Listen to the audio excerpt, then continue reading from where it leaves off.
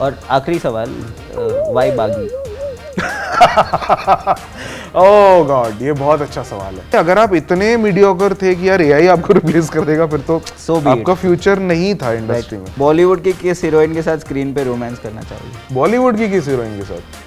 हाय दोस्तों, स्वागत है आपका उम्मीदों की उड़ान के इस एपिसोड पे। आज हम एक ऐसे शख्स से बात करेंगे जिन्होंने ओटीटी इंडस्ट्री के पहले बहुत ही अर्ली डेज देखे हुए हैं, जिन्होंने अपने कैंपस की, अपनी आईआईटी की लाइफ छोड़कर कंटेंट और स्टोरी टेलिंग की दुनिया में अपना करियर बनाया है। TVF pictures, permanent roommates, panchayat, hostel days, ऐसे कई शोज के हिस्सा हो चुके बिस्वापति सरकार आज हमारे साथ है उम्मीदों की उड़ान पे।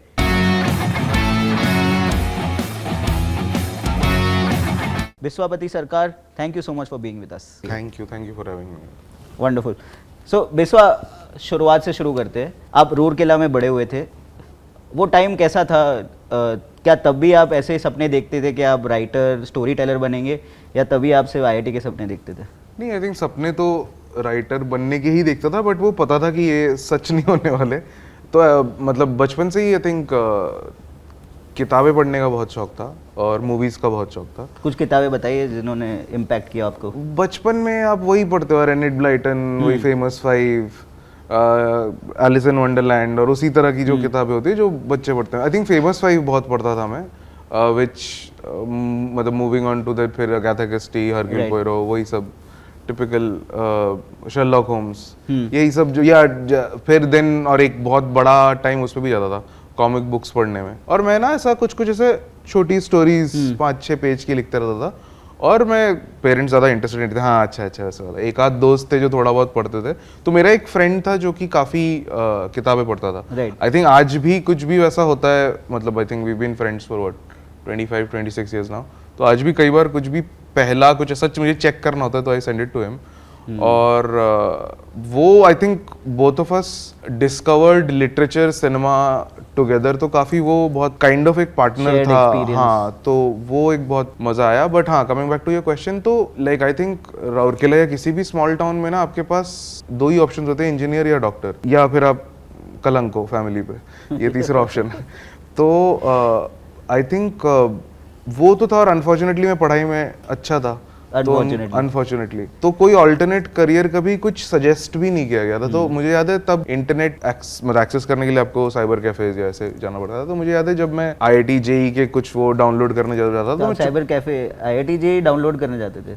हाँ मतलब हाँ, मतलब दूसरे कामों के लिए लोग जाते थे, मुझे घर से बस वही 15-20 मिनट उतने ही। और वो वैसे बहुत फनी होता था ना, वो 15 मिनट का स्लॉट आपको 10 रुपए वैसे मिलेगा। तो हाँ, वो उसके लिए जाता। तो मैं तब सीक्रेटली टैब खोल के मैं FTII के वो देखा करता था कि यार ये क्या इंस्टीट्यूट है, यहाँ पे कैसे जाते हैं। तो पता चला कुछ ऐसा है नहीं। 12th के बाद मतलब एक साउंड इंजीनियरिंग वगैरह के कोर्सेज हैं, बट वैसे कुछ कोर्सेज हैं नहीं।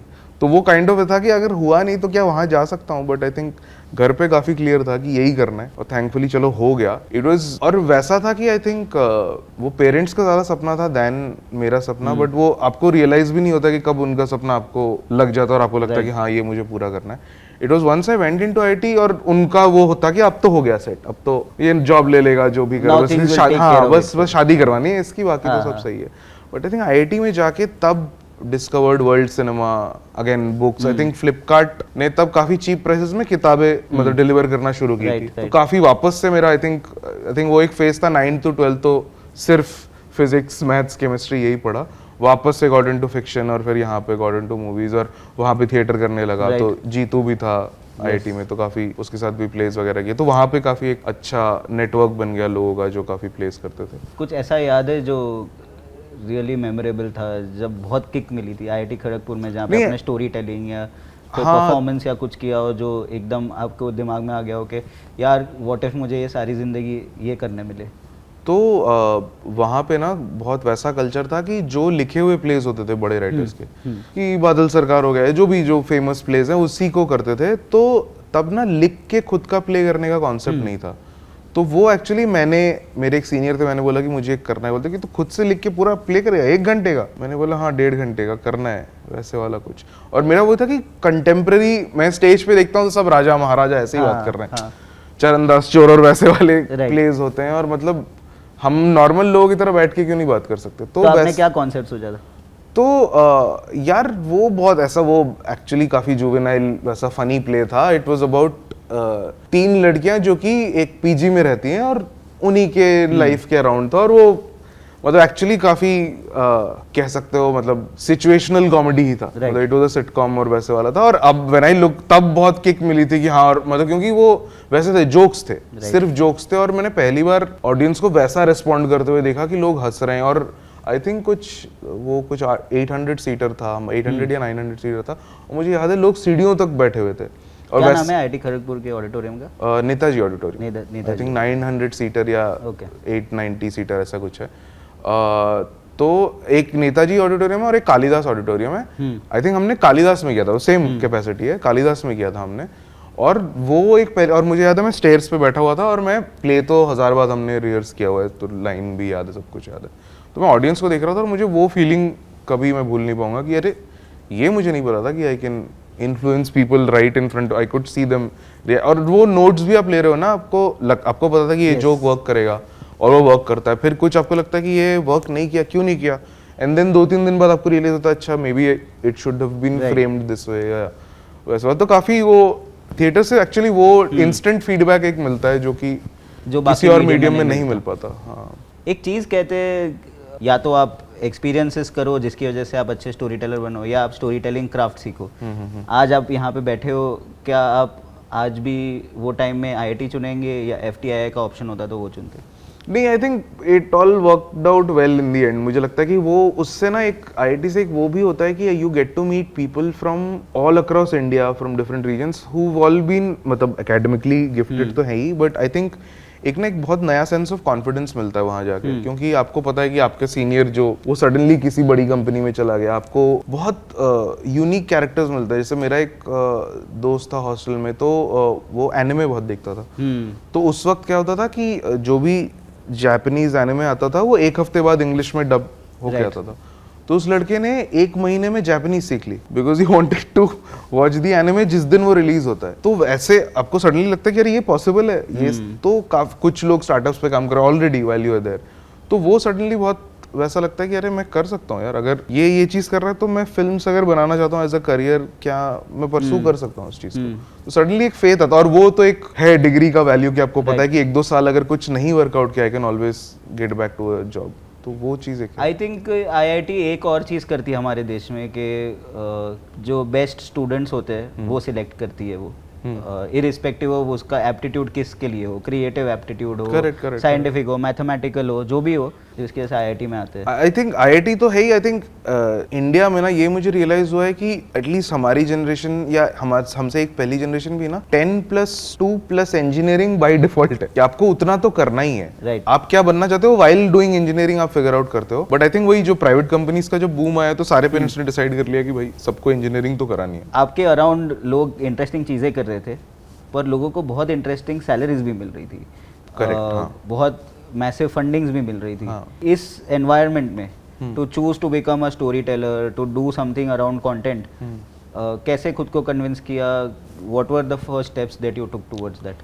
एक्चुअली मेरा ना एक चीज़ शायद जो बाय डिफॉल्ट सही वर्क करता है कि ना, मेरा कभी भी ऐसा ओनिंग थिंग्स का बहुत शौक नहीं था। मतलब मुझे वैसा नहीं था कि ये कुछ, वो बहुत लोग होता है कि गाड़ियों का शौक है, ये है, मेरा कुछ ऐसा शौक नहीं था। मेरा एक्चुअली बचपन से, जैसे मैं बोल रहा था, कहानियों का शौक है, कुछ थोड़ा बहुत खाने का है, बट हाँ apart from that I think कहानियों का ही है कि in any form, B it video games, B it books, B it movies, shows, किसी भी मीडियम में प्लेस, मुझे बहुत मजा आता है जनरली। और आई थिंक वही एक चीज थी कि, और वो सही कह रहे हो कि इनिशियली वैसा था कि सैलरीज, और आई थिंक घर से pressure was the biggest problem उनका। तुम्हारा बगल वाला प्लेस भी हो जाता है फैंसी कंपनी में, तो वो थैंकफुली आई थिंक वो बैलेंस आउट हो गया, बिकॉज कि ना थोड़े से न्यूज़पेपर्स में आने लगे। तब आई थिंक यूट्यूब जैसे शुरू हुआ, तो जैसे पापा के ऑफिस में किसी ने देखा, उन्होंने बोला कि अरे आपके बेटे को इस पे देखा, एक आध न्यूज किसी में चल गया, तो सडनली वो ना वो थोड़ा बहुत फेम से बैलेंस आउट होने लगा। सो फेम कैन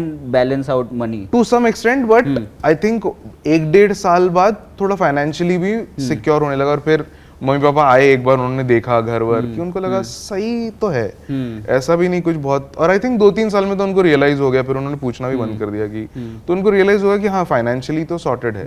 और वही आई थिंक पेरेंट्स का भी ना इंटेंशन बुरा नहीं होता, वो they are coming from a bias कि उनको लगता है कि यार दुनिया जो है इसको बेवकूफ़ बना रही है, दुनिया ये नहीं, उसको पता नहीं कि दुनिया कितनी टफ है, जबकि चीज़ें चेंज हो गई और उनके पास ना वो इन्फॉर्मेशन शायद आया नहीं है अभी तक, उनको पहुंचा नहीं, तो उनका इंटेंशन अच्छा रहता है हमेशा। बट हाँ, वो कई बार वो स्ट्रिक्ट हो जाता है, उनको लगता है कि नहीं तुम नहीं जाओगे और वो, बट आई थिंक उनको लॉजिकली रैशनली तरीके से जब दिखता है तो वो भी शायद समझ जाते हैं, वो भी ज़्यादा। ये जो समझदारी अब आपको लग रही है पेरेंट्स के बारे में, वो 20 की उम्र पे लगती थी या कैसा लगता था? नहीं लगता था, तब तो गुस्सा ही आता था, तब तो वही लगता था कि मतलब और क्या करूं मैं, मतलब जो आपके सपने थे सब मैंने कर देश दिया, के सबसे बड़े इंस्टीट्यूशन को क्रैक कर लिया है मैंने, हाँ अब मैंने और डिग्री क्या कर करूं, ली, अब क्या? हाँ और मतलब मुझे 2 साल दे दो, आई थिंक तब भी घर पे वही झगड़े ही होते थे और मैं वही बोलता था कि मेरे को 2 साल दे दो, 2-3 साल दे दो, उसके बाद नहीं होगा, I again come back to everything that you want. Right. But I think वही है कि वो अगर नहीं करता झगड़े ना, तो आई थिंक वो बहुत इंपॉर्टेंट था कि अपने लिए वो स्टैंड लेना। Actually when I look back at it, वो लाइफ में पहली बार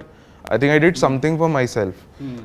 और मुझे अभी भी कई बार आपको लगता है कि यार मैं ये चीज़, ये प्रोजेक्ट करूँ क्या, ये, and then it all goes back to वही डिसीजन कि यार मतलब मुझे क्या करना है। राइट। अगर मुझे मज़ा नहीं आ रहा है, भले ही इसमें पैसे हैं, बट नहीं करना है यार, मतलब I don't feel attached to it, let's not do it, तो वैसे वाली चीज़ है। टीवीएफ का ओरिजिन्स बताइए, आपके अर्ली डेज बताइए, कैसे शुरू हुआ था? तो मेरे सीनियर थे अरुणाब, जो उस वक्त एडी थे और मतलब वो कुछ अपनी कंपनी शुरू करते थे, तो उनके साथ सौरभ खन्ना, अमित गुलानी, ये 3-4 लोग जुड़ के, तब कुछ और नाम था, एक संदीप झा करके भी थे, तो ये 4-5 लोग मिलके एक आउटसाइडर्स क्रिएशंस करके कुछ चलाते थे, जो कि टीवी शोज वगैरह उस वक्त पिच करते थे। एक एमटीवी का show kind of green lit हो गया था, उसका पायलट शूट हो रहा था, तो उसके कुछ एपिसोड्स, 1-2 एपिसोड मैंने कॉलेज से लिख के भेजे थे, तो कॉन्टैक्ट था तब। तो बेसिकली अरुण अब कॉलेज के ड्रामेटिक सोसाइटी से लोगों को सोर्स कर रहे थे नहीं इसके लिए? तो वो तो मैंने जब ज्वाइन किया था उससे 1 साल पहले वो ग्रेजुएट हो चुके थे। मैंने रीच आउट किया था, मैंने सबको इंडिविजुअली रीच आउट किया था। एक और स्टैंड अप कॉमेडियन थे, नितिन गुप्ता, रिवाल्डो, विपुल, अगर आप जानते हो, तो ये लोग भी सब उसी, तो मैंने सबको रीच आउट किया था कि मैं ऐसा लिखता हूँ, मैं आईआईटी खड़गपुर में हूँ, 2nd ईयर 3rd ईयर में, और मैं कुछ ऐसे करना चाहता हूँ। तो उधर से आया कि अच्छा ये हम एक बार आ जाओ समर वेकेशन, तो समर वेकेशंस में गया, मैं मिला, फिर मैंने एक एपिसोड लिख के दिखाया था, उनको सही लगा और मुझे बहुत सही लग रहा था कि अरे मैं ग्रेजुएट भी नहीं हुआ और मेरा टीवी शो आ जाएगा, बट वो वर्कआउट नहीं हुआ वो शो। और अच्छा शो था, बट आई थिंक उस वक्त ये बोल दिया था चैनल्स ने कि बहुत इंटेलिजेंट शो है टीवी ऑडियंस के लिए। That's a compliment in itself. हाँ, बट पता नहीं तब we didn't know how to process it, क्योंकि ये क्या कह रहे हो कि मतलब ideally being intelligent is good, but show अगर बंद हो जाए तो क्या फायदा। तो देन आई थिंक वो यूट्यूब पे हम वो कॉलेज ह्यूमर के कुछ स्केच देखते हैं, और वो सारा तो था ही, मॉन्टी पाइथन के स्केचेस देखे हुए थे, SNL सैटरडे नाइट लाइव के स्केचेस थे, तो स्केचेस का थोड़ा बहुत आइडिया था, और यूट्यूब पे भी जो कंटेंट होता था वो काफी पसंद आता था। तो वही डिसाइड किया कि एक आधा कुछ ऐसे स्पूफ पैरोडीज टाइप का कुछ करते हैं, क्योंकि can Y comedy, because comedy is a genre which can be done in very minimal budget, with minimal props, with minimal thing. Drama के लिए शायद थोड़ा म्यूजिक चाहिए, थोड़ा अच्छा सिनेमेटोग्राफी चाहिए, ये सब नहीं चाहिए कॉमेडी में, और स्पेशली यूट्यूब लेवल पे वो इजीली निकल जाता है। तो वही हमने किया कुछ, और फिर मैं ग्रेजुएट हुआ, फिर मैं आया, ज्वाइन किया, फिर काफी कंसिस्टेंटली 1-1.5 साल हर महीने में 1 आध वीडियोस बनाने लगे। उस वक्त ये भी ब्रांड के भी कुछ काम करते थे, तो आई थिंक वो करते करते 2-3 साल में सडनली थोड़ा वैसा लगने लगा कि सब इन्वेस्टर्स वर ऑल्सो इंटरेस्टेड, और फिर वो लेजिट तरीके से अच्छे ऑफिस लेके और काफी बड़े स्केल पे करने लगे। थोड़ा अपने शोज के बारे में बताइए, जो अर्ली शोज थे। आपने आई थिंक सबसे पहले क्यूटियापा के लिए राउडीज वाला स्क्रिप्ट लिखा था। वो स्केच था राउडीज वाला। तो हाँ, मतलब रोडीज हम लोग देखते थे कॉलेज में, और हमें लगता था कि यार यही कंटेस्टेंट मिलते हैं क्या इनको। और उससे पहले मुझे लगता है कि जजेस का किसी ने मजाक नहीं उड़ाया था, क्योंकि रोडीज वैसा काफी लुकअप टू किया जाता था कि यार रोडी बनना है मुझे, और वैसा इट्स नॉट आज जैसे हम फिर भी थोड़ा बहुत मतलब थैंक्स टू यू गाइस। हाँ, मतलब पता नहीं, तो वही लगता था कि यार इसका मजाक तो उड़ना चाहिए, क्योंकि क्या है रोडी स्पिरिट और ये ऐसा। तो ये ऑफ कोर्स शो के कॉन्टेक्स्ट में उन्होंने बनाया था, बट हाँ मतलब उसका मजाक बनाना, मतलब उसमें फन था, तो काफी अपने आप ऐसे थॉट्स आए कुछ। और मैंने एक रात में लिखा था, मुझे याद है, मैं एक नाइट आउट मार के लिखा था, सुबह सुनाया सबको, तो काफी हंस रहे थे लोग। और फिर मैं चला गया, आई थिंक मैंने विंटर हॉलीडेज में मैं आया था, वो सेमेस्टर ब्रेक में, तो 1 महीने का गैप रहता है, तो मैंने दिसंबर में दिया था, और फिर मैं चला गया, और जैन में उन्होंने शूट किया, और आई थिंक फेब में वीडियो आ गया था। तो फेब में जब वीडियो आया, और वो उस वक्त 11 साल पहले की बात कर रहा हूँ, तो 1 million views used to be a big deal तब Yeah. क्योंकि तब लोग स्मार्टफोन्स तो छोड़ दे, तब मतलब मेल पे शेयर करते थे लोग कि यार ये अच्छा वीडियो है, और मतलब तब 2G था, 3G भी आई थिंक जस्ट इंट्रोड्यूस हुआ था। तो उस वक्त 1 मिलियन व्यूज आए थे कुछ 5-6 दिन में। और मुझे याद है कि जो अमित गुलानी जो डायरेक्टर है, उनसे मैं बात कर रहा था, वो बोला था कि मुझे तो लगता है कि इसके 50,000 व्यूज हो जाएंगे एक हफ्ते में, देख लेना। और 6 दिन में कुछ 1 मिलियन व्यूज थे। तो हम लोग, और उसके बाद सडनली लोग बात करने लगे कि ये क्या है, ये क्या चीज हो रही है। और तो वो एक्सपीरियंस से क्या सीखा आप लोग ने, लाइक क्या इनसाइट्स मिली कि यूट्यूब पे क्या चलता है, आपके ऑडियंस को क्या चाहिए? मैं ऑनेस्टली बताऊं, इनसाइट्स ज्यादा वो थोड़ा एक वैलिडेशन था, क्योंकि आई थिंक वहां पे भी पहले भी जो लोग थे, और मतलब मैं तो तब कॉलेज में ही था, तो मैं तो वैसे खुश था कि अरे चलो, मैंने जैसे मैंने बताया कि प्लेज में ऑडियंस देख रही, तो मुझे तो वो तो था कि यार मैं कर सकता हूँ, एज अ लिविंग में ये चीज कर सकता हूँ। बाकियों के लिए शायद वो था कि वो बॉम्बे में आए हुए, उनको भी 4-5 साल 6 साल हो गए होते, और पहला एक्सपोजर था, तो उनको भी शायद वो वैलिडेशन मिला कि अरे है ऑडियंस है, और इस चीज कि हम शायद again as a company, as a business run कर सकते हैं। राइट। बिस्वा, मेरा फेवरेट कैरेक्टर जो आपने प्ले किया है वो डेफिनेटली अर्नब है। आई एम श्योर आपने ये बहुत बार सुना है। वो कैरेक्टर का ओरिजिन बताइए, थॉट बताइए उसके पीछे का, और एज अ राइटर भी बताइए एंड एज एन एक्टर भी बताइए कि आपका प्रोसेस कैसा था वो कैरेक्टर बनने के लिए। आई थिंक कैरेक्टर का ओरिजिन कहाँ से आता है ये तो सबको पता है, उसकी बात करने की जरूरत नहीं है। बट हाँ, ऐसे होता था कि हम लोग ऐसा न्यूज डिबेट्स और वो देखते थे, और मुझे वो लगता था कि यार ये कॉमेडी है। अब तो चलो पूरे इंडिया को पता है, बट 7-8 साल पहले जब ये सीरियसली वो करता था, मुझे लगता था कि यार ये परफॉर्मेंस है, ये न्यूज एंकरिंग से ज्यादा ये परफॉर्मेंस है, और ये काफी वेल ऑर्गेनाइज्ड, और वो चिल्लाना और वो करना, वो काफी एक मतलब you are actually competing with जो जीसी, जो मेन स्ट्रीम रियलिटी, जो टीवी शोज वैसे वाला, और क्योंकि वो ऑडियंस चाहिए और वो ड्रामा होता था उसमें, तो काफी मजा आता था वो देखने में। तो ऐसा लगा कि एक स्केच करते हैं, और उसी वही डिबेट वाले पैनल में, और वो सर तो उसमें वो सारे जोक्स होंगे कि यार डिबेट पैनल से यहाँ से पानी उड़ रहा है, उस तरह से शुरू हुआ था। तो जब शुरू हुआ था तो आई वाज नॉट सपोज, मतलब मैं बहुत कम एक्टिंग अभी भी करता हूँ, और मतलब I see myself as a writer और filmmaker first before an actor. तो तब भी वैसा हुआ था कि आई रोट इट, और क्योंकि इतना देखा था ना, तो जब मैं नरेट करता था तो मैं उस वॉइस में कर रहा था। somebody else was supposed to perform it, and there is a very good actor who resembled him also, तो वो that was the idea कि अगर उनसे करवाएं वो, but I think उनको कोई फिल्म मिल गई या कुछ वैसा था, उनका कोई शूट आ गया on the shoot date। तो Amit who was directing, he said कि तू कर ले। मैंने बोला अरे यार मैं बिल्कुल दिखता नहीं होता। अरे बोला वो कुछ नहीं होगा, वॉइस से तो कर लेगा और वैसा ही बाल वाल करवा देंगे। तो मुझे लगा ठीक है, और किया, और वो पहला वो मैसिव हिट हो गया। आई थिंक उसमें जीतू वो बना था, केजरीवाल बना था, तो वो वही वाला था, बॉलीवुड आम आदमी पार्टी करके वो था।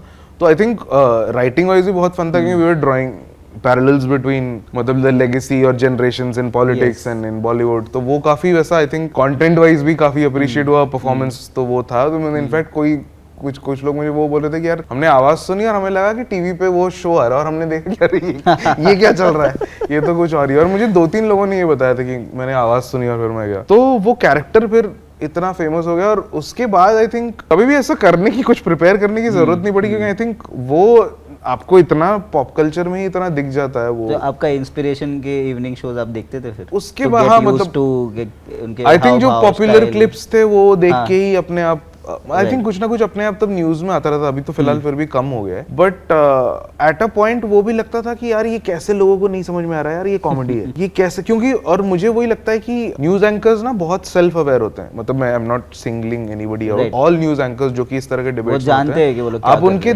7-8 साल पुराने देखो, उनका डिमीनर बहुत अलग है। और अब आई थिंक ये डिमांड है कि you have to be aggressive, you have to do that, you have to shout on the guest. मुझे समझ नहीं आता गेस्ट आते क्यों हैं जब उनको पता है कि और वही लोग आते हैं और उनपे हर बार चिल्लाया जाता है, उनको बोलने नहीं दिया जाता, बट पता नहीं। तो ये आई थिंक एक काइंड ऑफ एक एंटरटेनमेंट में है उनको, और उनको दे आर वेरी अवेयर कि मैं यहाँ पे ये बोलूंगा, इस चीज पे चिल्लाऊंगा तो यहाँ पे लोग देखेंगे। बट आई थिंक अब वो भी हो रहा है कि people are also getting tired of it. मुझे याद है अभी आई थिंक लास्ट ईयर मैं मेरी वाइफ हम लोग लंदन गए थे, और बीबीसी में नॉर्मल न्यूज आ रहा था और डिबेट चल रहा था, और उसमें ऐसे बात कर रहे हैं दो लोग कि no I disagree with you, मुझे लगा कि ऐसा मैंने इस टोन में बात करते हुए दो लोगों को डिसएग्री करते हुए सुना ही नहीं है। और हम लोग बैठ के 20-25 मिनट न्यूज ही देख रहे थे कि यार ये कैसे बात कर रहे हैं, इतने प्यार से कैसे बात कर रहे हैं। हमें तो आदत ही नहीं है वो देखने की ना न्यूज में अभी की। बिल्कुल डिसएग्री, आप प्यार से भी डिसएग्री कर सकते हो, आप काउंटर कर सकते हो, वो है ही नहीं। तो बिस्वा, हमारे देश में 2 ऑडियंस एग्जिस्ट करते हैं। एक जो क्योंकि सास भी कभी बहू थी, MTV, इनके शोज, न्यूज़ चैनल के इवनिंग डिबेट शोज, उनको बहुत सीरियसली लेती है और बहुत पैशनेटली उसके बारे में सोचती है। और एक दूसरी जनता है जो हंसती है इन चीज़ों के बारे में, राइट? आपने कैसे डिसाइड किया कि ये जनता जो हंसती है इन चीज़ों के बारे में वो साइजेबल इनफ है, वो मुझे वो भी एक बड़ा मार्केट है जो TVF कैप्चर कर सकता है, क्योंकि तभी वो मार्केट एग्जिस्ट नहीं करता था। एक्चुअली ये सारी चीजें ना होने के बाद हम सोचते हैं कि अरे ये ऐसा ऑडियंस है, वो है, तब ना वो, और अभी भी मुझे लगता है कि कई बार ना एक फॉर्म ऑफ एक्सप्रेशन होता है आपका। आपको लगता है कि यार मैं ऐसे रिएक्ट कर रहा हूँ, और आप 4 लोगों को सुनाते हैं और वो हंसते हैं, और आपको लगता है कि यार ये फनी चीज है। और मुझे लगता है कि बाय इंस्टिंक्ट थोड़ा सा करने के बाद आपका एक इंस्टिंक्ट भी डेवलप होता है। आपको लगता है कि यार ये two people at large funny होगा। तो कई बार वैसा भी होगा। मुझे ये लगता है कि जो लोग शायद सीरियसली भी लेते हैं इस चीज को, वो जब इसका फनीयर साइड देखेंगे तो उनको भी लगेगा हाँ यार ये बात तो सही है। राइट। आई थिंक कॉमेडी का मकसद ही वो है कि यार हर चीज को इतना सीरियसली मत लो। इतना प्रिटेंशियस आप मत रहो कि यार, मतलब comedy is about poking holes at pretensions, कि भाई ये आप इस तरह बिल्ड मत करो कि आप ही सब कुछ हो और आप ही दुनिया चला रहे हो। The whole point is to bring people down with, मतलब पंचिंग अप जो बोलते हैं कॉमेडी में, इट्स अबाउट कि आप बड़े फिगर्स का मजाक उड़ाओ। अगर आप से मुकेश अंबानी पे जोक मारते हो तो उनको कोई फर्क नहीं पड़ता, बट मतलब उसमें काफी सारी चीजें लोगों का एक फॉर्म ऑफ एक्सप्रेशन मिलता है। मतलब जैसे रघु राजीव भी या इन सब चीजों का जब हम मजाक उड़ा रहे थे तो वो आइडल्स थे, बट सडनली आपको लगता है कि हाँ इनमें भी फ्लॉस तो हैं यार। तो सडनली आपको भी रियलाइज होता है कि everybody is human, nobody is like nobody is a God. मतलब आप हर कोई ह्यूमन लेवल पे, एक बेसिक लेवल पे, और उसका टेक्निक है आपको रिझाने का और आपको वो करने का, बट एक्चुअली वो आपको मैनिपुलेट ही कर रहे हैं। तो ये सारा आई थिंक कॉमेडी का पर्पस ही है, और अपने आप फिर वो ऑडियंस ना बढ़ती जाती है। जैसे आज इंटरनेट पे आप एवरीबडी इज अ क्रिएटर, मतलब मुझे वही लगता है कि क्रिएशन के नीचे एक कमेंट बॉक्स होता है, उसमें कमेंट भी कंटेंट है, कंटेंट के नीचे कमेंट भी कंटेंट है, उसके नीचे रिप्लाई भी कंटेंट है, तो everybody is creating content. Right. तो अभी उल्टा हो गया कि अभी nothing is respected, nothing is sacrosanct. हर चीज पे, हर किसी भी चीज को कोई भी बकवास कुछ भी कर सकता है। तो वो भी एक है कि दायरा क्या होता है, किस लेवल तक आप किसी की फैमिली पे मजाक नहीं उड़ाते, आप उनके काम पे उड़ाते हो, आप किसी के हैंडीकैप पे मजाक नहीं उड़ाते। बट इसका मतलब ये नहीं है कि आप कोई हैंडीकैप रिलेटेड जोक्स नहीं मार सकते, आप एक दायरे में रह के उस चीज पे भी कर सकते हो। बट आई थिंक वो हर किसी को समझ में नहीं आता, तो कई बार लाइन क्रॉस हो जाती है। और वो है, बट हाँ वो एक चीज है जो कि कॉमेडी एक स्ट्रेंथ देता है, और आई थिंक लोग भी इसलिए शायद पसंद करते हैं हमेशा, क्योंकि इतनी सीरियस लाइफ में ना, और इतना हर चीज को सीरियसली लेना बहुत जरूरी है कि मतलब it's actually it's somewhere between life and death, की आपको एक लेसन देता है, आपको रिलैक्स करता है कि हाँ एवरीथिंग इज ऑलराइट, सब सही हो जाएगा, लाफ अबाउट इट। उसके बाद आपने मेरी जो फेवरेट TVF सीरीज है वो लिखी थी, जो है परमानेंट रूममेट्स। मिकेश और तान्या के कैरेक्टर्स जो आपने डिज़ाइन किए थे, उनकी जो सिचुएशंस दिखाई थी, एक मॉडर्न रिलेशनशिप दिखाई थी जो पहले के जो आइडियाज़ थे अरेंज मैरिज के, लव मैरिज के भी, उससे डिफरेंट थी। लॉन्ग डिस्टेंस था, सिचुएशंस थी, बहुत सारी चीज़ें थी। वो शो कहाँ से आया? एक तो उसमें एक एडवर्टाइजर भी थे, तो उनका भी एंगल मुझे बताइए कि उनका क्या रोल होता है इन शोज में। और दूसरा के आपने वो एडवर्टाइजर के टारगेट ऑडियंस को समझ के किस तरह से उनके अराउंड ये शो डिजाइन किया, वो भी बताइए। तो ये कॉमन फ्लोर आई थिंक करके कंपनी थी, अब तो आई थिंक वो they been bought by somebody. तो वो they had come to us, तो उनका रेंटिंग प्लेटफॉर्म था और दे वांटेड अस, और आई थिंक वो काफी टाइम से टच में थे कि उनको काफी पसंद था हमारा कंटेंट, और वो एक ऐसा शो टाइप का कुछ ओरिजिनल शो बनाना चाहते थे। और हम भी एज क्रिएटर्स हम स्केचेस और स्पूफ और पैरोडी से मूव अवे करके ऐसा कुछ ओरिजिनल कुछ करना चाहते थे। तो समीर और मैं तब बात करते थे इस बारे में, और हमेशा ये वाली चीज थी कि जब भी हम रोमांस या ऐसा कुछ देखते हैं, तो जो लिव इन जब भी देखते थे ना, तो ऐसा एक टैबू टाइप का देखा जाता था। मतलब जितना सोसाइटी में नहीं था, उससे ज्यादा फिल्मों में बताया जाता था कि अरे ये टैबू है, और आपको, और हमें वो दिखाना था कि हम दिखाना चाहते थे कि कपल जो लिव इन में, क्योंकि हमारे आसपास थे लोग लिव इन में, and nobody made a big deal out of it. तो उनकी जो कॉन्फ्लिक्ट हो गए वो इसलिए नहीं होगा क्योंकि सोसाइटी हमें ताना मार रही है कि लिव इन, उनका अपना इंडिविजुअल जो भी कैरेक्टर लेवल पे कॉन्फ्लिक्ट होगा। तो सडनली वो ना नॉर्मलाइज कर देता है पूरी चीज को, और वो शायद ऑडियंस को बहुत नया लगा कि ऐसा कभी नहीं देखा है कि डैड बोल रहे हैं इट्स ओके, और सडनली मतलब अगेन मुझे भी लगता है कि उसको करने का तरीका भी होता है कि dad is also little shy, he is embarrassed जब वो बोलते हैं कि हाँ ठीक है। बट आई थिंक वो सडनली एक बहुत ऑडियंस को लगा कि हाँ, मतलब उस वक्त भी कुछ लोगों ने बोला था ये क्या है, कौन सा बाप ऐसा बोलता है ये, but I think people at large slowly started understanding the emotion behind of it, कि वो पॉजिटिव इमोशन है। तो फिर वो धीरे, और आई थिंक कैरेक्टर्स बहुत, मिकेश और तान्या दोनों के कैरेक्टर्स बहुत अच्छे से वर्क किए। और आई थिंक इनिशियल जो आइडिया था वो यही था कि एक, क्योंकि उनका रेंटिंग प्लेटफॉर्म था, तो ये लोग अलग अलग घर देखेंगे हर एपिसोड में, एंड दे विल डिस्कवर, मतलब ब्रांड तो इंटीग्रेट हो ही जाएगा, but also they will discover new facets of their relationship through other relationships. मतलब कोई लव के बारे में मैसेज मिलेगा, इधर पॉजिटिव या negative, and just respond to it, और वो उनकी स्टोरी उस डायरेक्शन में चेंज हो जाएगी। पहला सीजन वैसे तो I think if you see the length of the episodes, पहला वाला कुछ 12-13 मिनट का है, दूसरा 18, फिर 23, फिर 35, फिर 50, ऐसा कुछ है। तो आई थिंक हमें भी हिम्मत मिलती गई व्हेन पीपल स्टार्टेड रिस्पॉन्डिंग हमें भी लगा कि नहीं अच्छा हम बड़ा कर सकते हैं एपिसोड, क्योंकि उस वक्त वो भी था कि 3 मिनट से ज्यादा यूट्यूब वीडियो कोई देखता नहीं है, उस टाइम पे Yes, ऐसा सही बहुत बात है। मानते थे। हाँ। अब तो चलो लोग पूरी पूरी मूवीज डाल देते हैं यूट्यूब पे और देखते हैं लोग। मिकेश के कैरेक्टर को लोग पसंद करेंगे, रिलेटेबल फाइंड करेंगे, ये कैसे आपने सोचा था? ये मैं कह रहा हूँ ना कि ये सब आप हाइंडसाइट में कहते हो कि हाँ। सोचते हो कि हाँ लोगों को ये पसंद करेगा, एटलीस्ट पता नहीं बाकी राइटर्स कैसे करते हैं, मैं ये नहीं करता हूँ ऐसा। और मैंने इनफैक्ट जब भी कोशिश की है मैं सक्सीड नहीं कर पाया हूँ। मुझे ऐसा लगता है हमेशा मुझे काफी चीजें ऐसा लगता था कि मेरी और मेरी वाइफ जो भी है, जो तब गर्लफ्रेंड थी, वैसा डायनामिक था हमारा।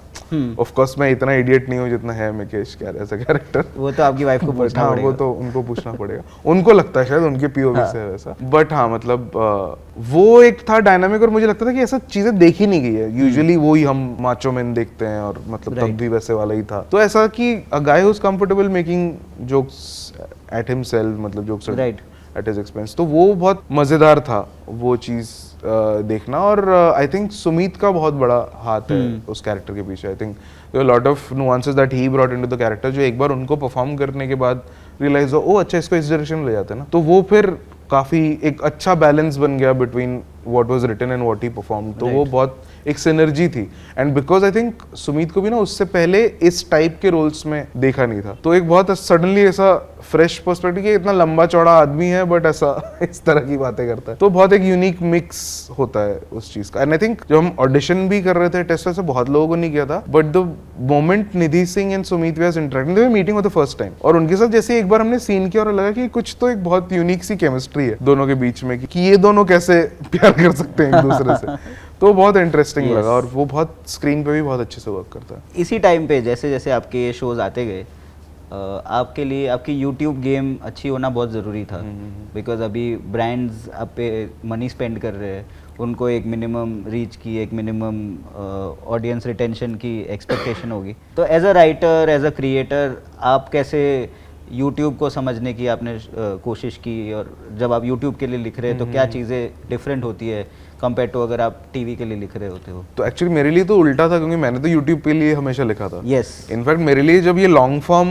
जब शुरू होने लगा, तब मुझे इनफैक्ट मैं ज्यादा थोड़ा प्रेशर में आने लगा कि यार 10 मिनट स्केचेस में तो निकाल दे, एक आध शो में भी निकाल तो दे। दोनों में डिफरेंस बताइए कि यूट्यूब पे के लिए लिखना और टीवी के लिए लिखने में क्या डिफरेंस है? सी आइडियली कुछ डिफरेंस होना नहीं चाहिए, मतलब मैं आइडियल वर्ल्ड में बोलता हूँ, अगर कोई सीखने, क्राफ्ट सीखने के पर्सपेक्टिव से ना, कुछ डिफरेंस होना नहीं चाहिए, क्योंकि आप हमेशा मेहनत करते हो, और आपको मतलब विजुअल स्टोरी टेलिंग का और जो नॉवेल राइटिंग का डिफरेंस ये है कि एक लिमिटेड टाइम में आपको बहुत ज्यादा चीजें कहनी है, आपको बहुत कम कहना है बट बहुत ज्यादा समझाना है, कि आपको एक एक्सप्रेशन से या एक हैंड मूवमेंट से कैरेक्टर का पूरा वो चीज देनी है कि वो क्या अंदर क्या फील कर रहा है, या विद एन एक्सप्रेशन या विद अ सिंपल मूवमेंट। अगर मैं सडनली इंटरव्यू छोड़ के किताब पढ़ने लग जाऊं ऐसा, तो लोगों को समझ में आ जाएगा कि अच्छा ये इंटरेस्टेड नहीं है शायद। तो इस तरह की चीजें कितना, रादर देन बोलो कि मुझे इंटरव्यू में इंटरेस्ट नहीं है और फिर मैं चला गया, तो ये फेक लगता है। तो ये सारी चीजें आपको ओवर द इयर्स ही रियलाइज होता है कि क्या ऑथेंटिक है क्या नहीं है। तो आइडियली कुछ होना नहीं चाहिए, बट मैं बता रहा हूँ हो क्या गया है। अगर मैं वेब सीरीज और टीवी सीरीज और यूट्यूब की बात करूं, तो तीनों में अभी ऐसा हो गया है कि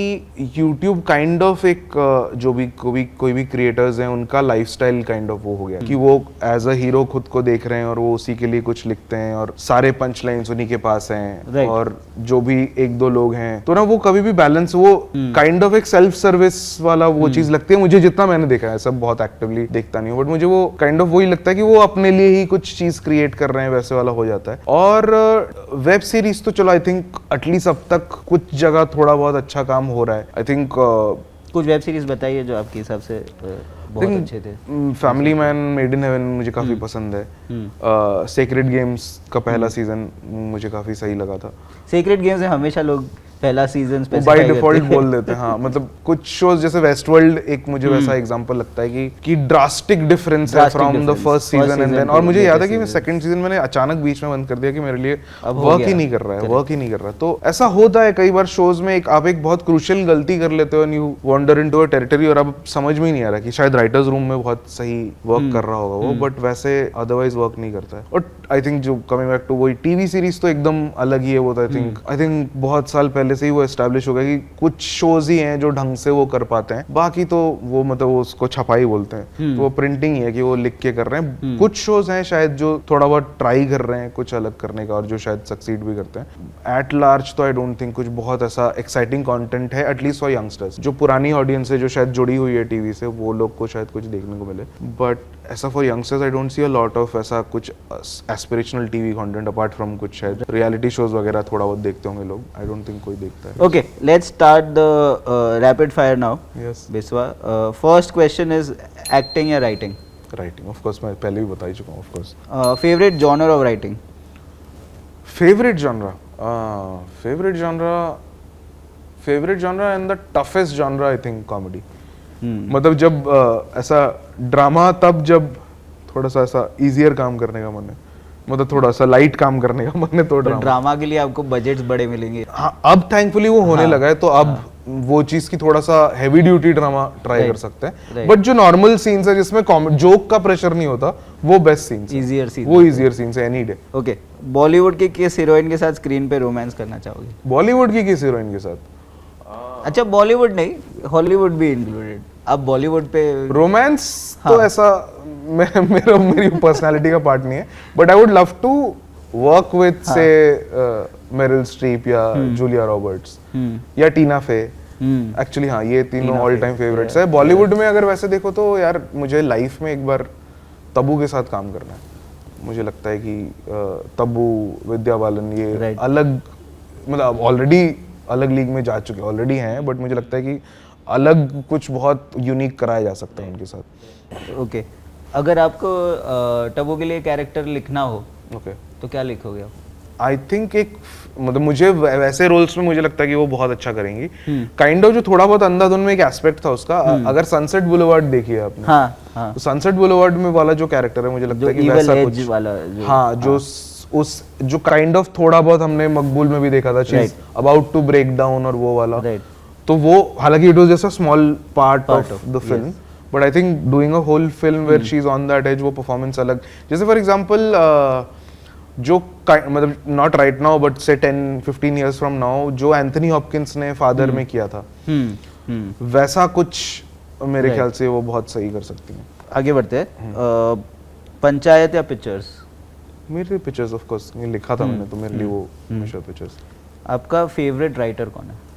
मेरा favourite writer, favourite screen writer भी बताइए, फेवरेट बुक राइटर भी बताइए। बुक राइटर तो इजी है, स्टीफन किंग है। मुझे लगता है कि पल्प और लिटरेचर के बीच वाली जो लाइन है जो मुझे बहुत पसंद है वो, क्योंकि अगेन जो मैं कह रहा था कि वो मुझे एक इंडिविजुअल एक्सप्रेशन दिखता है, मुझे लगता है। और मतलब कई बार मैं बस पढ़ते हुए बुक बंद कर देता हूँ, मुझे लगता है कि ये स्किल कितने साल लगेंगे यहाँ तक पहुँचने में, क्योंकि जस्ट एंड मतलब काफ़ी लोग बस उनको उस बॉक्स में डाल देते हैं कि वो हॉरर राइटर है या थ्रिलर राइटर है, बट जो dramatic scenes, the exchanges that he has between characters, मतलब ओ गॉड, वो कैसे, क्या कौन सोच सकता है, वो कैसे एग्जीक्यूट कर सकता है, मतलब वो जिसको वो कहते हैं ना, मतलब जो आई थिंक जो मैं भी एस्पायर करता हूँ कि वो वर्किंग राइटर है। वो वैसा नहीं कि कई सारे राइटर्स जो पोएट होते हैं, जो आपको लगता है कि ये स्किल है, अरे वाह कितना ब्यूटीफुली ये लाइन कह दी, but he is hammering down. मतलब अगर एक सीन है तो प्रोलिफिक, और कितनी सारी किताबें निकालते हैं और पावरफुल। हाँ, और मतलब ही वर्क एथिक अलग है,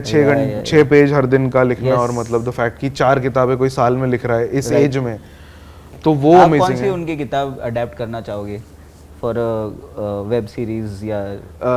ऑफ लेट मैं क्रेग मेजन को बहुत फॉलो कर रहा हूँ। आई थिंक मेरी लाइफ काफी हद तक अफेक्ट हुई थी जब मैंने चेरनोबिल की स्क्रिप्ट्स पढ़ी थी। मतलब मुझे शो भी बहुत अच्छा लगा था, और मैंने स्क्रिप्ट्स पढ़ी तो मुझे लगा कि यार ये अलग लेवल पे है। और मुझे याद है मैं एक पॉडकास्ट सुनता था, अभी भी सुनता हूँ, क्रेग मेजन और जॉन ऑगस्ट करके। तो John August works with Tim Burton, और टिम बर्टन की सारी मूवीज मोस्टली ही इज रिटन, और क्रेग मेजन बातें बहुत अच्छी करते थे, बट मुझे लगता था कि यार तुमने हैंगओवर 2-3 लिखा है और तुम्हें इतना कुछ पता है, तो पता नहीं काम में क्यों नहीं रिफ्लेक्ट करा। देन सडनली चेरनोबिल आया, तो मुझे लगा ओ अच्छा ये है, ये रियल साइड है उसका।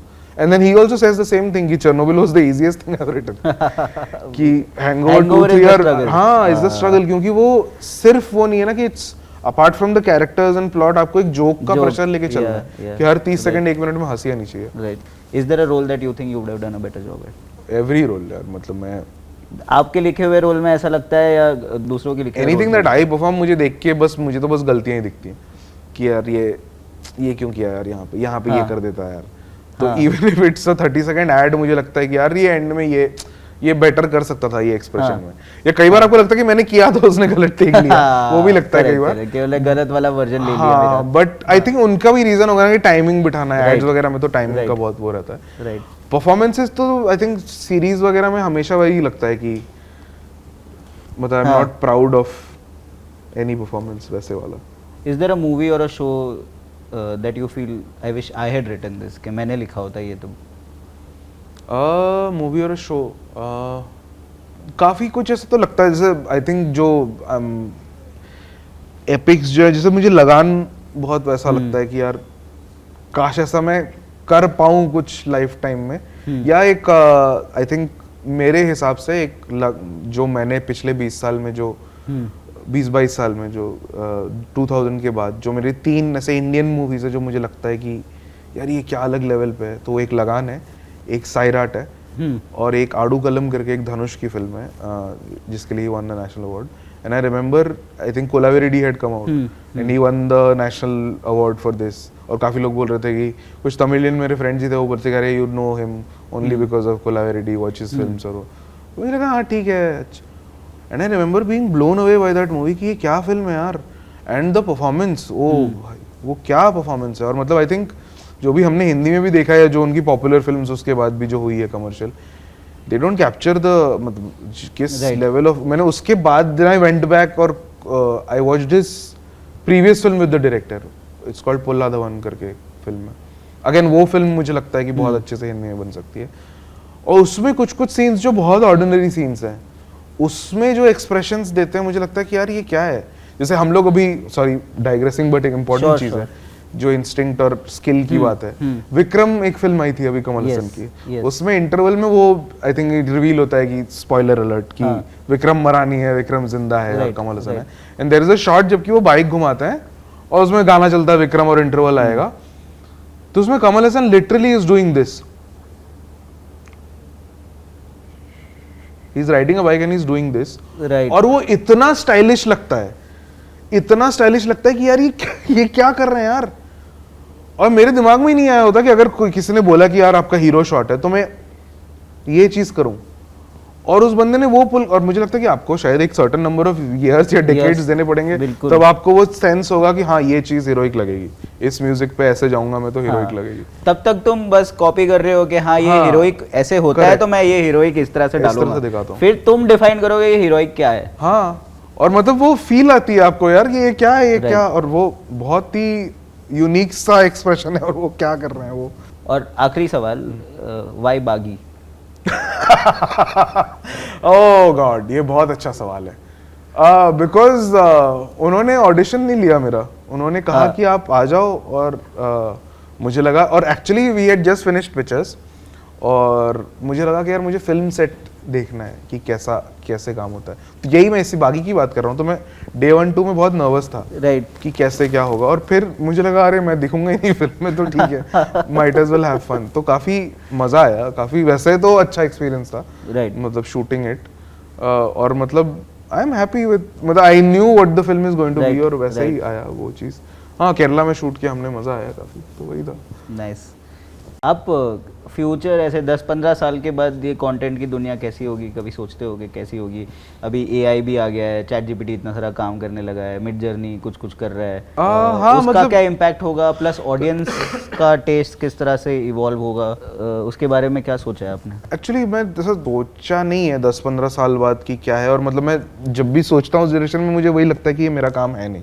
मेरा काम है कि मैं शिद्दत से अपना एक्सप्रेशन अच्छे से बनाऊं। हाँ, और वो मुझे लगता है कि नहीं हो रहा है। मैं ये डेफिनेटली बताता हूँ कि आज जो चीजें कम होती हैं कि everything is either a remake और अ रीबूट और एन अडैप्टेशन फिर भी ठीक है, चलो आपको कुछ, बट इतनी चीजें रीमेक होती है ना, बाहर का कोई शो या बाहर की कोई फिल्म या कोई तमिल फिल्म बन रही है हिंदी में, तो इससे एटलीस्ट वो होता है ना कि आई थिंक राइटर्स ट्रेन नहीं हो पाते। कोई भी इंडस्ट्री जितना, अगर हिंदी 5 में से 3 फिल्में अगर रीमेक्स ही हैं, तो there are 3 writers who did not not come up with something original. They were just figuring out what to do. तो अपने आप when you do it for मतलब decades और suddenly you realize कि अरे हमारे पास writers ही नहीं है. जैसे actually when आज भी जब हम writers room setup करते हैं बहुत मुश्किल से talent मिलता है, बहुत ज्यादा आपको ढूंढ के, और आपको realize होता है कि अरे writers room का culture ही 5 साल पहले आया है. राइट. तो और ऐसा नहीं था कि फिल्म्स के अलावा टीवी नहीं था, बट टीवी के राइटर्स तुम्हें टीवी के राइटर्स बहुत कम है जो अडेप्ट कर पाए वेब के लिए. राइट. वरना वही वो और जो थे वो बहुत अच्छे थे. हाँ, वो फिल्म्स पे चले गए.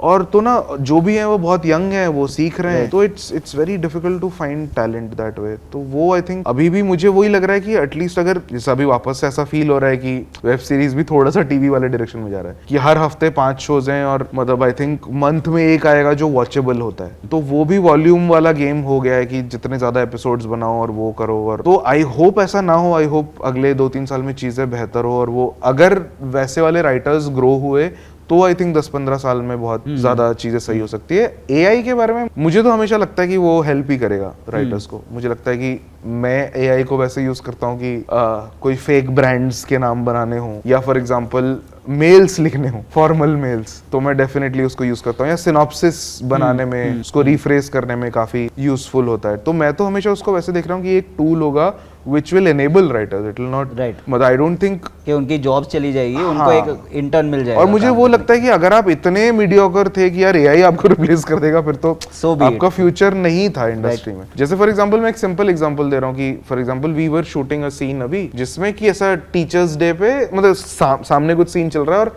बैकग्राउंड में कोई कुछ बोल रहा है, टीचर्स डे पे इनवाइट कर रहा है टीचर्स को आके. तो वो चैट जीपीटी को कमांड दिया, उसने बना दिया. अब ये बैठ के पहले के लिए किसी असिस्टेंट को लिखना पड़ता होगा. राइट. तो ये एक चीज है जो कई बार आप न्यूज़पेपर में देखते हो कि यहाँ पे न्यूज है ना, बाकी सारी चीजें किसी को टाइप करना पड़ता होगा, चैट जीपीटी कर देगा. तो काफी सारी चीजें एक्चुअली हेल्प ही करेगा रादर देन. तो मैं तो हमेशा उसको एक एम्पावरिंग टूल देखता हूँ रादर देन कि ये रिप्लेस कर देगा. क्योंकि मुझे वो एक बहुत चीज लगती है कि अभी तक एटलीस्ट मुझे ये नहीं पता एआई वो बता सकता है कि एक राइटर ने स्मेल करके किताबों की फ्रेश पेजेस को स्मेल करके क्या लिखा है. AI will never understand what it feels like to smell a fresh page. एक नई किताब का फ्रेश पेज का वो क्या है. तो वो मुझे कई बार जैसे वो याद है कि जब हम लोग परमानेंट रूममेट सीजन 2 कर रहे थे उसमें बहुत एक हम वो पेरेंट्स की बात कर रहे थे कि पेरेंटहुड क्या होता है. तो मुझे याद है कि मैं बहुत लोगों से पूछ रहा था कि क्या फील होता है जब आप फादर बने, जब आप मदर बनी, तो क्या फील हुआ. तो काफी लोगों ने काफी कुछ बोला और मुझे ये लगा कि ये सब सुना हुआ है. और फिर हमारे अकाउंटेंट थे, उनसे मैंने पूछा कि आपको क्या लगा. तो उन्होंने बोला कि सर मुझे ऐसा फील हुआ कि मेरी एक बॉडी का एक पार्ट था जो लगना था बॉडी में और आज जाके लगा है. और मुझे लगा ये कितना ब्यूटीफुल एक्सप्रेशन है. और ये he articulated the best way he could. But मुझे नहीं लगता कि AI can come up with something like that. तो वो आई थिंक एक इंसान को ही एआई एक जोक मतलब डिराइव करके follow the rules of jokes and create a joke. But वो ओरिजिनल जोक नहीं लिख पाएगा. मतलब अब मैं किसी को बोलूंगी मुकेश बोलता है कूल, ये फनी है, अब एआई को नहीं समझ में आएगा कि ये फनी क्यों है. तो वो एक चीज है जो कि मेरे ख्याल से एटलीस्ट अब तक उस लेवल की टेक्नोलॉजी नहीं आ पाई है कि ये होने लगे. जब ये होने लगेगा मुझे लगता है तब तो काफी कुछ. और मैं वही काफी लोग जब भी बोलते हैं तो मैं बोलता हूँ कि आपको नहीं लगता कि मार्केटिंग वालों की जॉब पहले जानी चाहिए. बिल्कुल. की वजह से बिफोर यू से कि राइटर्स की जॉब जाएगी. मुझे लगता है कि यार ये तो सब डेटा ड्रिवन काम है. बस हाँ एक कॉल्स करने के लिए आपको कोई चाहिए, बाकी तो सारा काम वही कर देगा. बिस्वा, एक कुकू एफएम का आपके साथ एक डीप कनेक्शन है जो आपने खुद ने ही कोइंसिडेंटली एस्टैब्लिश कर दिया था. करेक्ट. आपने ट्विटर पे एक बार ट्वीट किया था, जरा बताइए उसके बारे में और क्यों आपने वो ट्वीट किया. मैंने ऐसा कुछ ट्वीट किया था कि there are twists you see coming and then there are Kuku FM integrations in YouTube videos. क्योंकि कई बार ऐसा होता था कि मैं कोई यूट्यूब वीडियो देख रहा हूँ और वो यूट्यूबर ऐसे कि ये हो रहा है और इसी बारे में और कुछ ऐसे बात हुई बाल गंगाधर तिलक को. मुझे लगा कि अरे ये बाल गंगाधर तिलक पे क्यों चले गए. और इन्हीं के बारे में किताब आपको मिलेगी, ऑडियो बुक मिलेगी कुकू एफएम पे. और मुझे लगा अरे ये इंटीग्रेशन है. फिर 10 सेकंड आगे बढ़ा तो फिर मुझे रियलाइज, और ये इतना फ्रीक्वेंटली होने लगा. और फिर मैंने देखा कि कुछ लोग कमेंट्स में भी बोलते हैं कि यार क्या हो गया.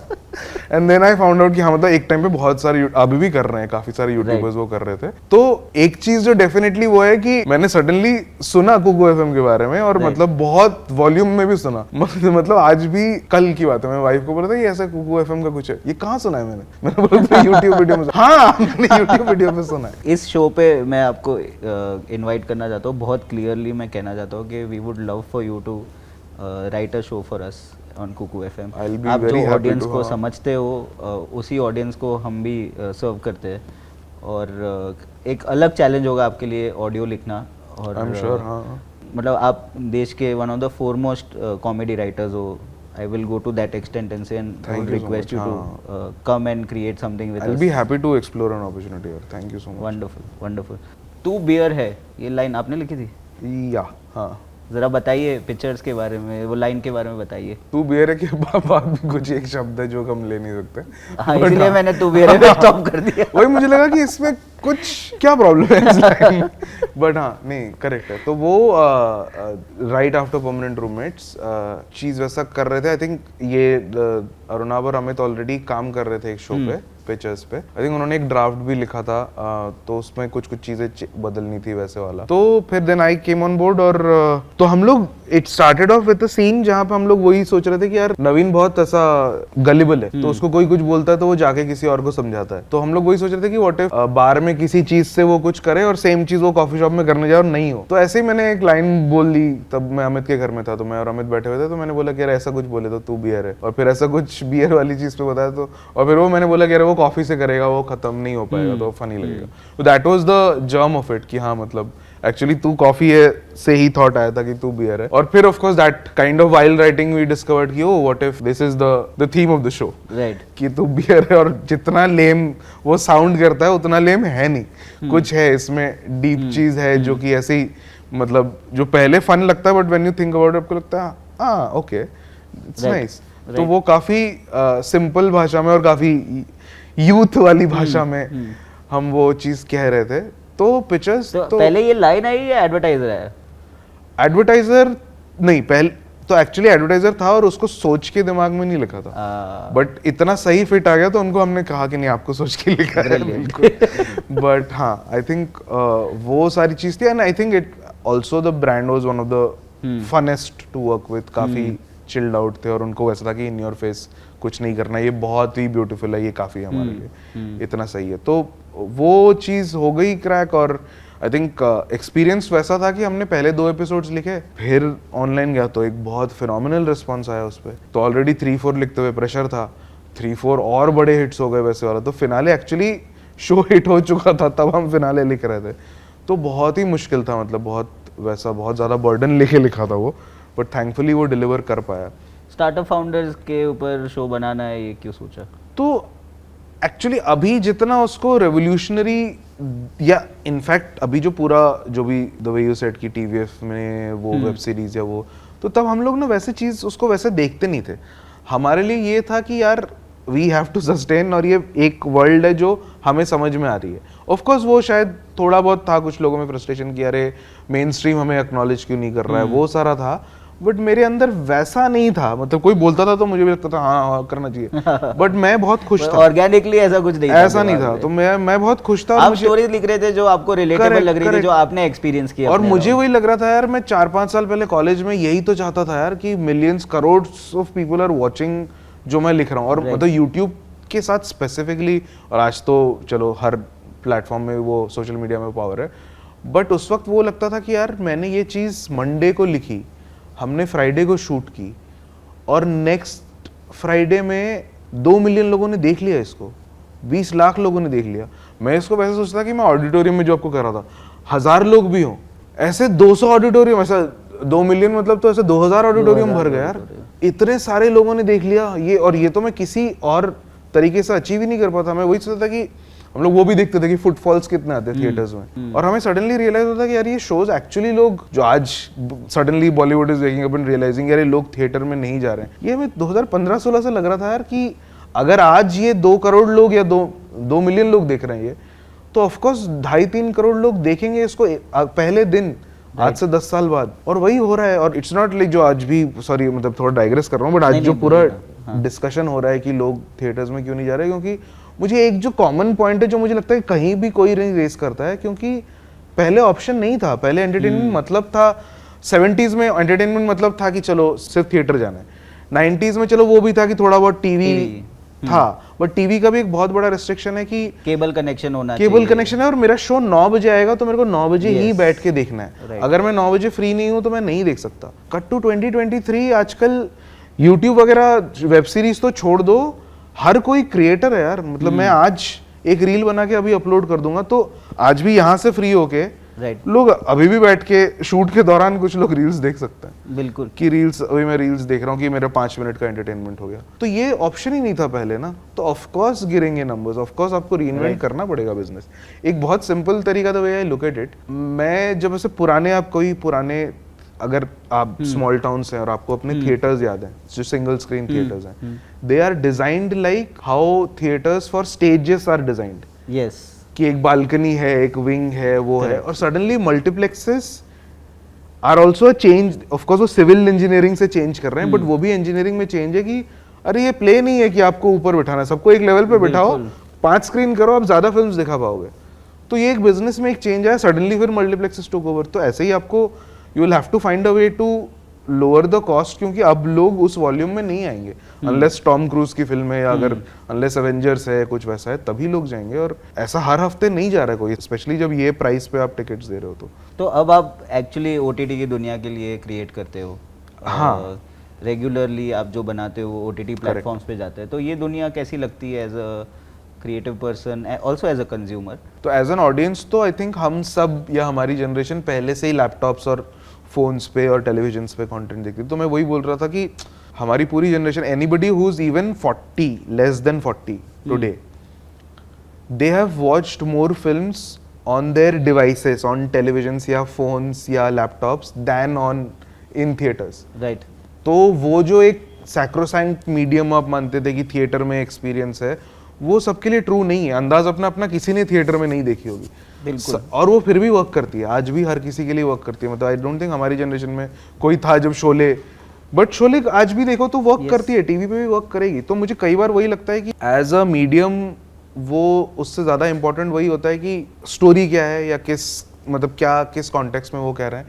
और ऑडियंस के लिए वो एक सडनली वो हो गया कि इतने सारे ऑप्शंस हो गए ना उस चीज के, कि वो वैसा नहीं है कि सिर्फ इन पर्टिकुलर एक्टर्स की ये फिल्म्स ही अवेलेबल है सडनली। और पीपल आर ऑल्सो रियलाइजिंग कि अरे साउथ का इतना कंटेंट है, या अरे ये हॉलीवुड का इतना कंटेंट है, कुछ लोग टर्किश शोज, कोरियन शोज, पता नहीं किस लैंग्वेज के। तो सडनली लैंग्वेज भी अब बैरियर नहीं रहा है।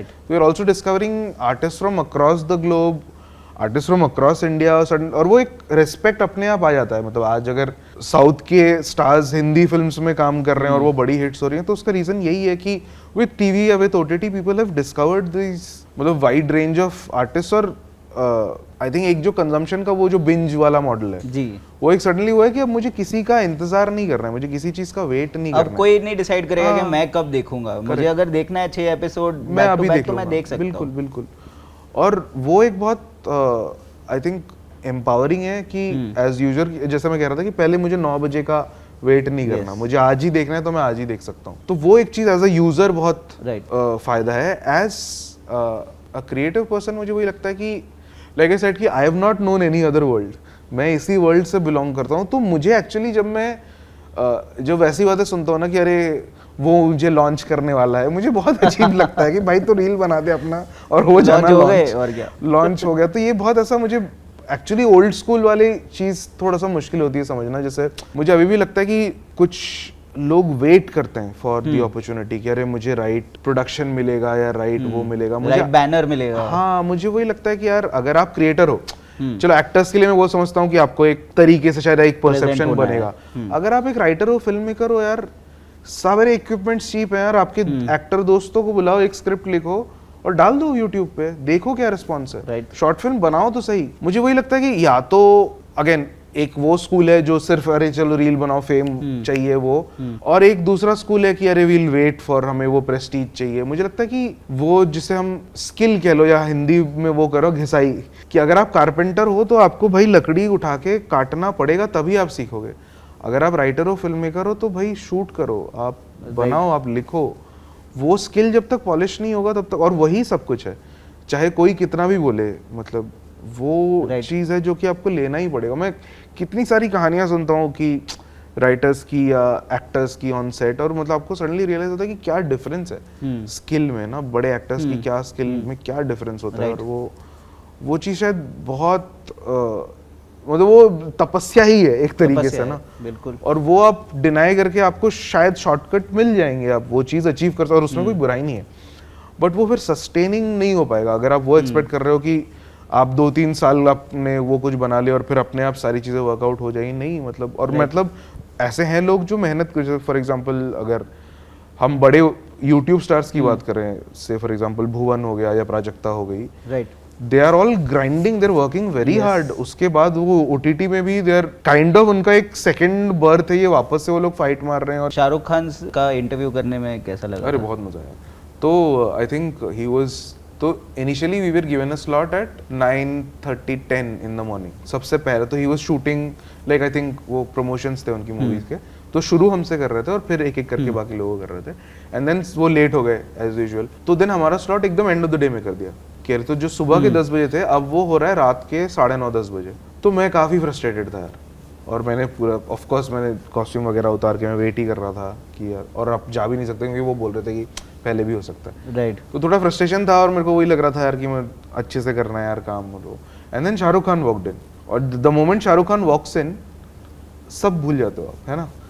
फिर आपको लगता है कि यार ये तो वही है जिसको बाजीगर में देखा था मैंने, यही तो करना था मुझे। हाँ। और यार मैं पहली फिल्म बाजीगर देखी थी थिएटर में और आज शाहरुख खान है सामने। एंड मैं आज तक किसी इंसान से नहीं मिला हूँ जो शाहरुख से मिला है और जिसने बाल्टी भर के तारीफ ना की। और मुझे सडनली लगा कि यार ये क्या आदमी है, और मतलब he was there with in a couple of minutes. मुझे लगा कि मैं इस आदमी को बहुत सालों से जानता हूँ, और यूजुअली ऐसे होते नहीं है। मतलब मैंने बाकी लोगों के साथ भी शूट किया, एक्टर्स एक वॉल बना देते हैं, वॉल बना के रखते हैं, या अगर फ्रेंडली भी हैं तो भी आपको वैसा फील नहीं होता कि मैं जानता हूँ इसको। राइट, आपको लगता है कि यार ये अच्छा बंदा है, हम्बल बंदा है। बट शाहरुख के साथ मुझे वैसा फील हुआ कि मैं जानता हूँ। और मतलब वी स्टार्टेड, और जैसे पहला एपिसोड जो था वो तो आई थिंक 80-85% इम्प्रोव है सब कुछ ही, and nobody is as witty as Shahrukh. तो वो बहुत मजा आ रहा था कि to riff off from him, की मतलब वो कुछ बोला कि अरे you must have seen डर, तो मैंने बोला oh I saw that movie where Sunny Deol kills you, and then he says कि अरे since then a lot of heroes have been trying to kill me, तो वो he has a answer for everything, और वो सारा चल रहा था। और वो I think उनको कुछ half an hour 45 minutes देना था, बट उनको इतना मजा आया कि he sat for another half an hour or so। तो वो भी लग रहा था कि अरे ये, और then we were shooting, I think हम रणवीर और परिणीति वाला एक एपिसोड शूट कर रहे थे यशराज में। so then he found out that we are shooting, तो वो ऊपर आए, उनसे तो मिले रणवीर, और the way he met me, मुझे लगा कि यार इनको याद है, सब कुछ याद है और वैसे, और मुझे लगा कि यार कोई जरूरत नहीं थी इस आदमी को 6-7 महीने बाद मुझसे इस तरीके से मिलने की, इतनी बात करने की, और प्रॉपर 2 मिनट खड़े होके बात की क्या चल रहा है। मुझे लगा fuck he didn't had to do it at all, मतलब बट पता नहीं, मतलब I think that's why he is a star या सुपरस्टार, जैसे भी लोग बोलते हैं ना कि मतलब when he is there with you तो 100% his attention is on you। ये चीज मैंने बहुत सुनी है, और your 100% attention is on him। तो वो एक बहुत यूनिक फीलिंग है जो बहुत कम बार मैंने एक्सपीरियंस की है लोगों के साथ कि अरे ऐसा कैसे हो सकता है कोई इंसान। क्या इंटरेस्टिंग काम आजकल कर रहे हो आप? क्या इंटरेस्टिंग रिलीज होने वाला है? तो there is a show called Kala Pani, जो आई थिंक अब तक अनाउंस हो गया है जब तक हम ये वीडियो अपलोड होगा, क्योंकि आई थिंक अभी होने वाला है 1-2 दिन में। क्या है ये काला पानी, किस बारे में? तो ये एक ग्राउंडेड साइंस फिक्शन शो है। ग्राउंडेड साइंस फिक्शन, हाँ, जो कि फ्यूचर में सेट है, और अंडमान निकोबार की कहानी है जहाँ पे काफ़ी सारे लोग कुछ फंसे हुए हैं। तो आई थिंक प्लॉट और वो सारा तो over a period of time ही रिवील होगा, but it's an ensemble cast वाला शो और एक सर्वाइवल ड्रामा है। और मैं बहुत एक्साइटेड हूँ क्योंकि this is very unlike from whatever I have done in the past. Comedy बिल्कुल नहीं है, इनफैक्ट काफ़ी हार्डकोर ड्रामा शो है, और ऐसा डार्क नहीं है कि मतलब अरे किसी का कुछ मर्डर हो रहा है, but there are morbid themes that we are encountering, और काफी पॉजिटिव तरीके से काफी नेगेटिव चीजें हमने कहने की कोशिश की हैं। तो आई थिंक बहुत रेलेवेंट शो है। हम ना एक एक्टिविटी कर रहे थे कुकू एफएम में, जहाँ पे हम डिसाइड करने की कोशिश कर रहे थे कि हम हमारे यूजर्स की लाइफ में क्या रोल प्ले करते हैं। ओके। और मोस्ट केसेस में जो आंसर आया वो आया जीतू भैया। क्या हम जीतू भैया हो सकते हैं हमारे यूजर की लाइफ में? ठीक है।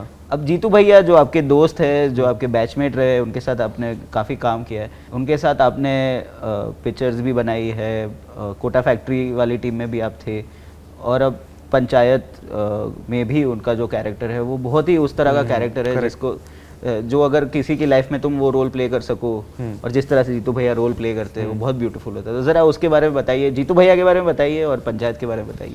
तो जीतू एक्चुअली दोस्त थे, बट जीतू एक साल एक बैच पीछे था मेरे।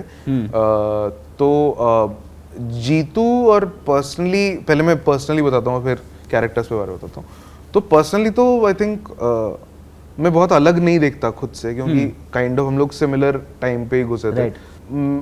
भले ही अगर हम लोग साथ में भी काम ना करें, मैं बहुत I would want his projects to do well and likewise, I think वैसे वाली चीज़ है। तो वो आई थिंक वो बहुत पर्सनली तो मुझे कुछ वैसा बहुत अलग नहीं लगता खुद से। मतलब ऑफ कोर्स जो अगर मैं जो भी अपने लिए चाहूंगा वो उतना ही मैं उसके लिए भी चाहूंगा, या उससे ज्यादा ही चाहूंगा मैं उसके लिए कि उससे ज्यादा सक्सेसफुल हो वो। जो उसने कैरेक्टर्स प्ले किए हैं या बहुत सारा जो भी किया है, I think specifically Kota factory वाला जो जीतू भैया है, वो बाकी जीतू भैया से अलग है, क्योंकि वो पहली बार जीतू को भी ना वैसे, और हमें हमेशा वो उसका भी वही कहना है कि शायद इंडिया में ना मेंटोर्स बहुत कम है किसी भी फील्ड में।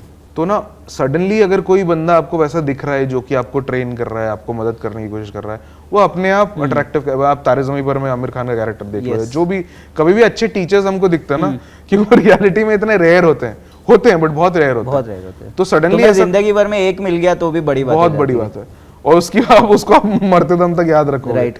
तो वैसे वाला ही होता। तो ऐसा कोई कैरेक्टर आना और इतने रेलेवेंट चीज में कि जेई प्रिपरेशन और उसमें ना, तो सडनली वो एम्पलीफाई हो जाता है कि, और ऑफ कोर्स मतलब 10 on 10 on the performance, of course वो उसके बिना तो अचीव ही नहीं हो सकता है। तो आई थिंक वो परफॉर्मेंस भी वैसा है, वो कैरेक्टर भी वैसा बना है, और वो सारी चीजें ऐसे हैं। तो आई थिंक वो बहुत एस्पिरेशनल कैरेक्टर बन जाता है ऑटोमेटिकली जीतू भैया के लिए।